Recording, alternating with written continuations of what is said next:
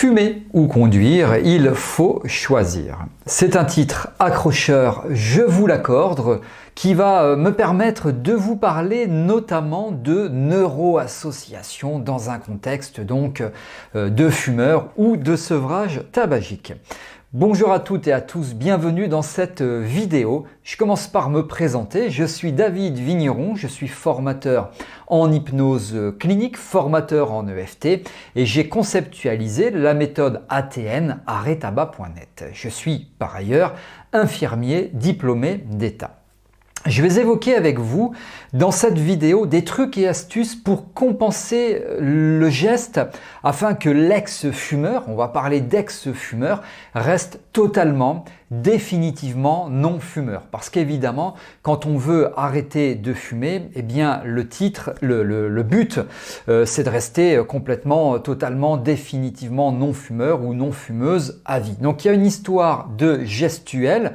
D'ailleurs, on peut fumer en conduisant, enfin par la loi c'est répréhensible. On peut se prendre une amende d'une trentaine d'euros, je crois, je ne sais plus, peu importe. Donc on va évoquer tout cela ici puisque je vais principalement parler avec vous des neuroassociations. Je vous précise avant de rentrer dans le vif du sujet que vous pouvez vous inscrire à une conférence en ligne gratuite qui s'intitule « Réussissez enfin vos sevrages tabagiques ». Le lien pour vous inscrire figure sous cette vidéo. Au programme, les 3 dépendances liées au tabac, vous verrez que la troisième est relativement surprenante. Quelles sont les 5 fausses idées reçues sur le tabac? Je vais évoquer avec vous les meilleurs arguments pour réussir vos sevrages tabagiques, c'est de l'hypnose conversationnelle. J'aborde les 2 graves erreurs commises par les praticiens en sevrage tabagique pour que vous les évitiez. En bonus, j'ajoute la technique qui va permettre à vos consultants de diviser par 2 au moins leur consommation technique d'ailleurs que vous pourrez leur apprendre en moins de 3 minutes. Enfin, je répondrai aux questions que vous vous posez. Inscrivez-vous maintenant, le lien figure sous cette vidéo. Attention, le nombre de places est limité, alors faites vite. Alors conduire en fumant, fumer pendant une pause, la fameuse pause clope, je suis sur l'ordinateur et je fume une cigarette, le fameux café clope, etc. Ce sont des exemples qui me permettent d'illustrer une des composantes qui caractérisent les habitudes ou l'habitude de fumer, qui sont les neuroassociations. Donc les neuroassociations, c'est quoi? Ce sont, et je viens de vous donner des exemples, des habitudes qui sont ancrées en chaque fumeur depuis souvent, la plupart du temps, des années, voire même des décennies, qui sont engrammées, c'est-à-dire c'est une habitude qui s'est construite en habituation, donc engrammée d'un point de vue neurologique, qui caractérise notamment la dépendance à la cigarette.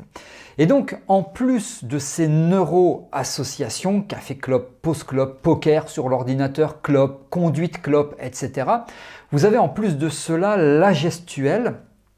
Tout ça, c'est l'habitude comportementale. La gestuelle, c'est ça, c'est par cigarette, je répète ce geste environ 10 fois. Donc 20 cigarettes par jour, environ 1 paquet par jour, eh bien je répète ce geste environ 200 fois. Vous faites le calcul sur un mois, on arrive à 6000 fois, enfin vous calculez selon, si vous-même d'ailleurs vous fumez, selon votre dépendance, à quel point vous répétez ce geste-là. Donc on peut tout à fait comprendre que l'habitude se transforme en habituation, c'est-à-dire une habitude neurologique, et qu'on engramme cela en nous.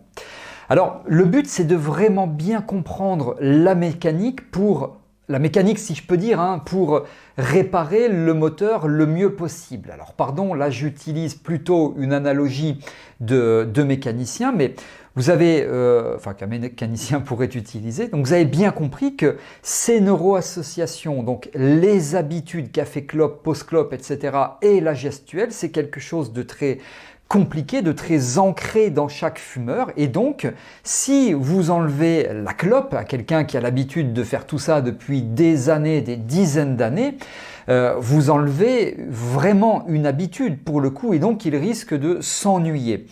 L'ennui, moi j'en ai très souvent entendu parler, jamais pendant mes formations on m'a dit bah tu verras quand il y a des gens qui vont arrêter de fumer, eh ben ils vont s'ennuyer parce qu'ils fument plus, ou alors ils vont avoir peur de s'ennuyer parce que ça leur permet de passer le temps, de fumer. Jamais on me l'a dit, j'étais surpris de découvrir, c'est en fait mes consultants qui de ce point de vue-là ont été mes meilleurs formateurs, et oui ça permet de passer le temps. Et donc si vous enlevez la cigarette, vous cassez des habitudes qui sont, je vous le rappelle, engrammées, des habituations, eh bien il risque d'y avoir des compensations qui sont relativement mauvaises.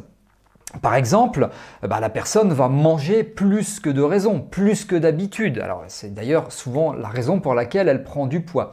Elle peut être irritable, elle peut boire plus d'alcool que d'habitude, ou même excessivement de l'alcool. Elle peut jouer, je sais pas moi, à des jeux vidéo, je ne vais pas citer de marque, peu importe. Et donc tout ça l'amenant au risque de reprendre. Tout ça à cause de quoi? Tout ça à cause de l'envie de fumer. Je l'ai déjà répété plusieurs fois dans des vidéos. L'envie de fumer, elle est pulsionnelle. C'est quelque chose qui dure pas longtemps, c'est donc une période qui est pulsionnelle, qui est transitoire, ça dure en général 2, 3, moi je dis 5 minutes maximum. Quand vous avez envie de fumer, ça dure 5 minutes, madame ou monsieur.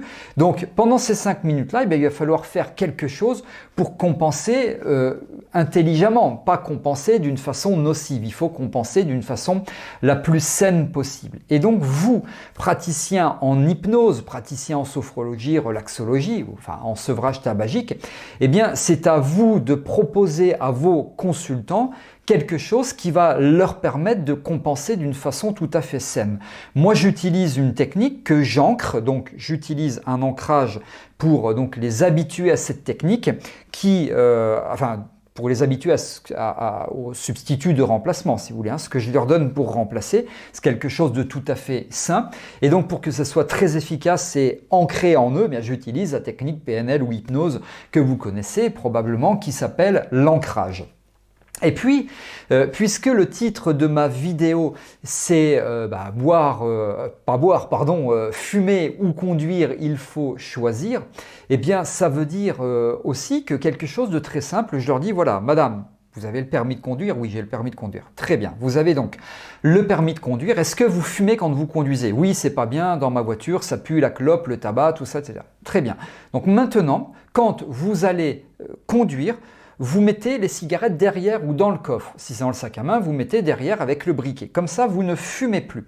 Ça va vous manquer peut-être au début, mais petit à petit, vous allez créer une autre habitude, souvenez-vous, une autre habituation, et vous allez ne plus fumer quand vous conduisez tout de suite, très rapidement, et donc vous allez diminuer la consommation du tabac, et rapidement, vous allez avoir l'habitude et vous allez vous sentir serein ou sereine par rapport à cela. Alors vous allez faire quoi? Déjà, vous conduisez. Donc quand vous conduisez, a priori, vous devez être connecté à 100% en termes de concentration sur la conduite. Premièrement. Deuxièmement, vous pouvez mettre des musiques que vous aimez ou la radio. Évidemment, quelque chose que vous aimez, pas quelque chose que vous n'aimez pas. Et voilà ce que j'explique. Moi, personnellement, je ne fume pas et j'aime pas le rap. En tout cas, si j'utilisais ce que je viens de vous dire là, je ne mettrais pas du rap parce que le rap, ça m'énerve. J'aime pas ça. Chacun ses goûts, mais je mettrais d'autres musique, plutôt variété, quelque chose que j'aime, peu importe, mais c'est important, quelque chose que j'aime. Et donc, c'est fumer ou conduire, il faut choisir parce que vous ne devez plus associer les deux, c'est relativement facile. C'est un peu plus facile que la fameuse pause clope parce que très souvent, la pause clope, elle est motivée par le fait que je ne suis pas seul durant cette pause. On est en pause pendant 10 minutes, je sors avec mes collègues, on descend et on va dehors et on fume. Donc, il y a une espèce d'élan de la part de mes collègues. Je les encourage, ils m'encouragent et puis on fume, voilà. Sauf que là, dans la voiture, vous fumez si vous êtes seul, c'est beaucoup plus facile. Donc ça veut dire quoi? Vous les coachs, les thérapeutes, sophrologues, relaxologues, psychologues, etc. qui allaient mener ou qui menaient déjà des séances de sevrage tabagique, pensez aux ancrages. Un ancrage qui va permettre de remplacer la gestuelle et les neuroassociations par autre chose de beaucoup plus sain, mais il faut vraiment provoquer cette habituation, donc utiliser les ancrages que peut-être vous avez appris en hypnose ou en PNL, ça marche très très bien.